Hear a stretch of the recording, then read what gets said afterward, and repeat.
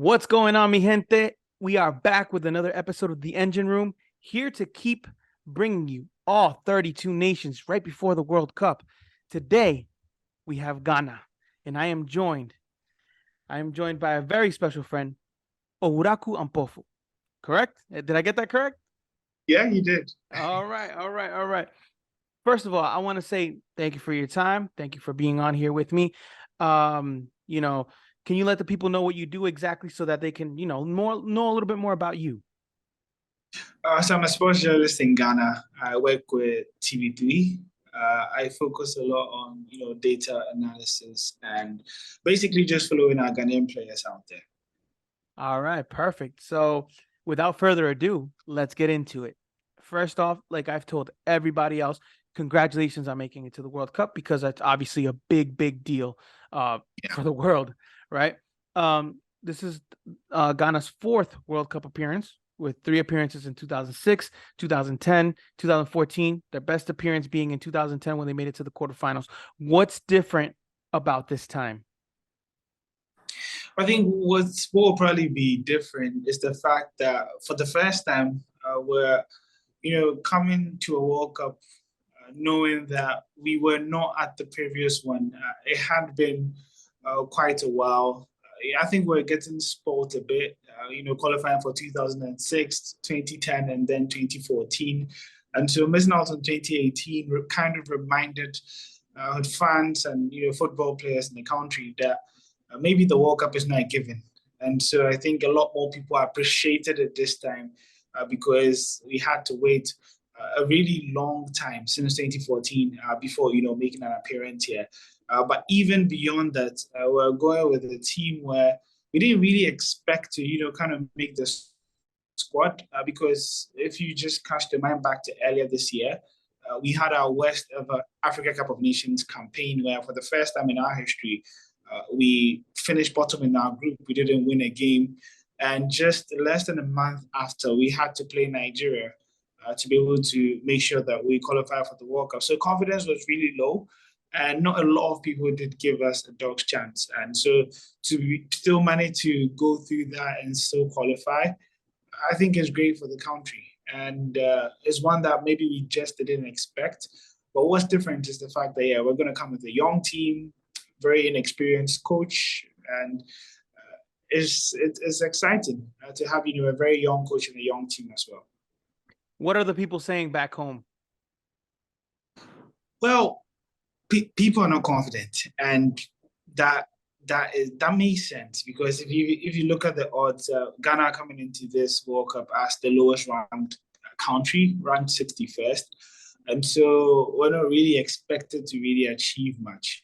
But then again, you have to also pitch that against our achievements at the World Cup, where bar 2014, we've always gone into the second round. And so there's also some form of expectation from fans that, yeah, there's a young team, yes, a young coach. We're not probably the best team at the moment and don't have the greatest of form, but our history suggests that we do all our World Cups. And so can you at least make it past the group stage? And I think that is the general consensus that at least Ghana has to make an attempt to try and get out of the group. Yeah, I mean, speaking about that, the Black Stars are in Group H alongside Portugal, South Korea, and Uruguay. How do you feel about that group? It's a tough group on paper, especially because you look at Portugal, probably Ronaldo's last World Cup. They are equally motivated to try and create something special for their legend. For Uruguay, I think they're also at a good place at the moment. They have a fair mix of experience and a blend of youthful talent and exuberance in there. For South Korea, they can be considered as the dark horses.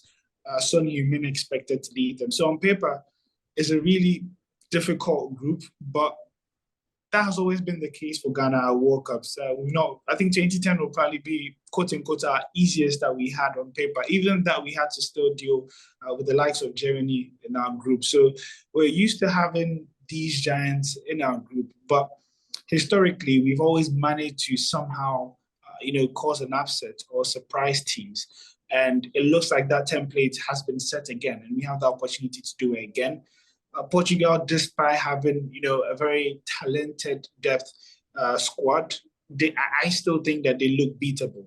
If you look at their record this year, if Ghana do remain compact, you do hope that they could cause an upset. And for Uruguay, yes, they've been great under their new coach, but also you look at the past friendly games and some of their performances, and there is that little chance that Ghana could also cause an upset, especially with the history that we do have with Uruguay. So for South Korea, the last time that Ghana met them, they beat them. Actually, a very comfortable victory for the Black Stars. And so, yes, it's a tough group, but if you take it game by game, Ghana could have a chance depending on how they do approach these games. What do you think are the chances of making it out of the group if you have to rate it 1 through 10? I would go probably a 6, and a lot depends on the first game against Portugal. I think in a World Cup, your first game really tells a lot about how far you go. In 2010, we lost to eventual champions Italy, but Ghana outpossessed them and actually looked like a very decent team on their first ever attempt at a World Cup. In 2010, we also saw, Ghana, winning their match against Serbia as well. And then we have 2014 where we lost against the USA, a game that we should have won, and could see that after that loss, we never really quite came back from that. And then we had to be eliminated from the group stages. And so I think a lot depends on our first match against Portugal. If you stay in there, even if you're losing, at least give yourself a fighting chance. Know that even if you don't pick up any points, you know that you play so well that you can be able to pick up confidence from that and then face South Korea, Uruguay. If you end up getting beat by Portugal, I think that would be the World Cup in the dream. So depending on how we approach that first game and the result, I do believe that we probably have a 6 out of 10 chance to make it out of the group. So you think the game against Portugal is the most important? The only reason I say this is because I think for me, this is just for me, I think South Korea may be more important just because I think Ghana can beat them and get those 3 points, those important 3 points, right? I don't know how you feel. I think that's a fair argument. That's a fair argument. But all of a sudden, the game that Ghana is probably supposed to win, South Korea, second match, could look like a tough mountain to climb. For instance, if Ghana end up losing 5-0 to Portugal, because I think it's just going to be extra pressure on yourself if now you're put in a position where you have to win your second game at all costs and probably win in a comfortable manner. So I think for Ghana against Portugal, just maybe get something out of that game. If you end up getting a point or sneaking away with a possible victory, it makes it a lot more comfortable because in the World Cup you don't have to win all your games to qualify from the group. 2010 we did it with 4 points. 2006 we did it with 6 points. So you just have to pick and choose your moments and fight and to try to give yourself a chance of qualifying. And I think that the game against Portugal would be really crucial. If you get 3 points there, then maybe a couple of points against South Korea and Uruguay could possibly be enough. Yeah, fair enough. Now, in the qualifiers, you guys topped your group, beating out South Africa through goal differential, only losing once and drawing once. How important was that, to gain that confidence that you speak of? Well, I think for the qualifying phase, is very difficult to draw any conclusions from that because there were too many breaks in momentum. Because you look at over the phase, we started out with CK Akono, that's Charles Akono, and then we also had Milovan Rajovac contribute to the qualifying phase as well. And then we had Coach Otuado and then the 3 other technical team taking over to kind of complete the process of qualifying to the World Cup. And so it's been 3 different technical teams leading the Black Stars in just one qualifying series. And so it's great that they managed to stay within, qualification, but I wouldn't read too much into it, especially in the first round of the qualifiers where Ghana didn't play too well. but I think we're just probably streetwise and more experienced than the other opponents, and so managed to just about edge it. Even against Nigeria, we're probably also maybe a bit more streetwise than Nigeria, and just knew what we had to do to qualify at that moment, and played on it by getting that away goal. So it wasn't the greatest or most dominant qualifiers that we've had in history. I think it will probably be the most streetwise one that we've had. But since then, between March and now, I thought the progress could have been a bit faster in terms of how the team plays and how the team shapes up. But that hasn't been the case. And hopefully that improves with the last friendly match before the World Cup. Speak to me a little bit about the style of play right now that Ghana has for those that haven't watched Ghana since the last time they were in the World Cup. Also, it's kind of in the gestation period how the team wants to play. On paper, we have a coach who played in Germany, learned his traits about coaching in Germany, and so he loves to play efficient football, moving the ball really quickly, ensuring that Ghana are dominant in possession and without possession as well. So we've seen an approach where the team tries to keep the ball and are very proactive with that. And so one common trait that we've had is, seeing our number 6 usually drop into the center backs to be able to give us more numbers in the first build-up phase, just for us to get a lot more possession. We saw that in the first leg against Nigeria in the World Cup playoff.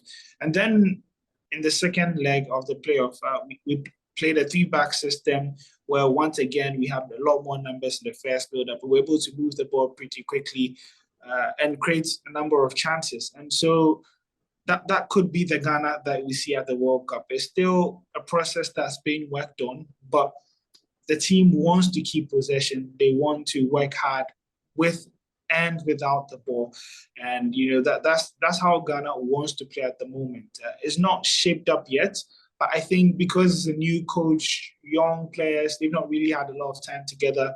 It's still developing, and hopefully it just picks up when the tournament begins. If you had to be the coach, Owuraku, what would be your starting 11 for that first game? Well, it's always a tough one to the role of a coach, but I think the team in the past few months has kind of picked itself in terms of performances and consistency. For the goalkeeper, I'll go with Jojo Willocott. He's been kind of like our number one in the past few months for the national team. At right back, I'm actually thinking of going with the 5-back system because I think we've seen him, use that method a few times, and I think he knows that Portugal are a real threat in terms of how quickly they attack transitions, and so he would want to have a lot of numbers at the back. And so at right wing back, I'll probably go with Denis Odoi instead of Tariq Lamptey, just because I think he's more physically imposing. Portugal would be very erratic with how they cross the ball and how they switch play. And so you would want to pick a right wing back who is defensively aware. And I think Odoi just has that edge over Tariq Lamptey. The 3 centre backs would be Daniel Amate, Alexander Jiku, and then Mohamed Salisu, who recently made himself available for selection. Yeah. For left wing back, I'll go for Gideon Mensah. In midfield, depending on the injury situation of Baba Idrisu, I might end up going with Idrisu, Thomas Partey, and then Mohamed Kudus. Or if Idrisu is not fit enough, we would end up seeing either Salih Samid of Lens, who are pushing Paris Saint-Germain to the limit in Ligue 1 this season. So either be Samid, Thomas Partey and Mohamed Kudus in midfield. And then up front, I'll end up going with Iñaki Williams and then the captain, Andre Ayew. I just think Andre, in such a game, you wouldn't get a lot of chances. And so you want players who have an eye for goal. And so you would want to have Andre Ayew somewhere in and around that. But yeah, this is just my lineup in terms of what I will be playing. But yeah, unfortunately, I'm not the coach. Hey, it's a pretty good lineup. When you were telling that lineup, I was like, whoa, that's a pretty strong lineup to me, at least. Right? I think that lineup could easily surprise and get some points from Portugal. Could easily go, not easily, but could go on to win against South Korea, and even startle Uruguay, as you mentioned, that have had their problems aging, right? Because they're an aging generation. Yeah. Even though they do have young players like you mentioned earlier that are great, especially in the midfield.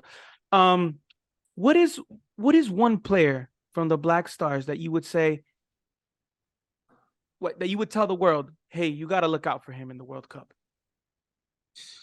I think I think I'll go for Mohamed Kudus because of just how he started this season. It's actually a difficult question because I think we have You have, quite a number of talented players, but yeah. I'll go because I think he has a personal drive. He's on a mission, and probably he's aware that the whole world will be watching him. There'll be scouts there. He's had his issues with Ajax, almost left the club, Hmm. joined almost Everton during the summer transfer window. And so he'll be aware that this is an opportunity for him to kind of market himself and really show the world what he's really made of. And he's already demonstrated that he can do on the big stages in the Champions League. We've seen him score at Anfield this season. Yeah. And so I think that he's a confident player, can play anywhere between midfield and attack, and he's dazzling on the ball. And in the past few years, we've seen his growth kind of stifled a bit due to consistent injuries. But for the first time in a long while, we're seeing him get consistent play time, and we've not really had any injury issues with the player so far. So that's good news for him. I think is a relief, and he would want to really show what he's made of. And I think he just edges it in terms of who he should be looking out for at the World Cup. I like that choice. If I have to tell you, I got to be honest, I like that choice a lot.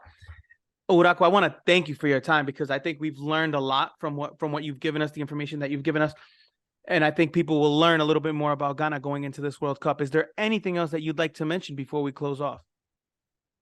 Well, I'll just say that yes, we're going into this World Cup as the lowest ranked team, but we've been in similar territory in the past three World Cups that we've qualified. That's the 2010, 2014, and 2006. And so once that whistle blows in Qatar and Group H begins, I don't think the rankings are probably going to say much. And you're going to see a very motivated Ghana team that I believe can surprise the world if they do, put their cards right. My only concern actually is that if we're going to qualify from the group, we have to make sure we finish first because I believe that, we're going to have Brazil top their group. And so if we finish as runners up, then we're going to meet Brazil. And that's kind of like, pointless. It's kind of like counterproductive going to a round of 16 to face Brazil at this point because I don't see Ghana going past Brazil. And so Fair. my concern is that if we're going to qualify, we have to make sure we top the group. And if that's the mentality we're going with to top the group, then it's no longer about just getting some points. We actually have to win these games. And so, I think I think that. Yeah, I think that's fair. That's honestly fair play what you just mentioned because you are right. You don't want to go and face Brazil so early on when Brazil are I think 14, 15 games unbeaten since they lost in the Copa America final against Argentina. So I think and to be honest with you, I think that Ghana can do it. I don't know why. I think although we look at paper, Uruguay, Portugal, yeah, you have Cristiano Ronaldo, you have Luis Suarez, whatever, but it's not impossible. And you've seen Costa Rica do it with Italy, with Uruguay. It was an amazing. So I think that you guys could do it, to be honest with you. And after talking to you, I want Ghana to top the group. Yeah, I mean, what's the World Cup? What surprises? Absolutely agreed. Well, Owuraku, I want to thank you for your time again. If you want to let the people know where they can find you, so we can obviously follow you and follow everything that you're going to be doing with Ghana and with the World Cup and all the information that you're going to be giving out. Yeah, you can just find me on Twitter at Owuraku Ampofo, so at _OWURAKU AMPOFO. You gotta follow me so that we celebrate Yes. great World Cup. Yes, yes, yes. Remember, guys, follow him. Thank you again, Owuraku. Thank you so much. And everybody, stay tuned to the engine room because we got the other 31 Nation interviews coming along with all the 60-second interviews that we'll be bringing to you.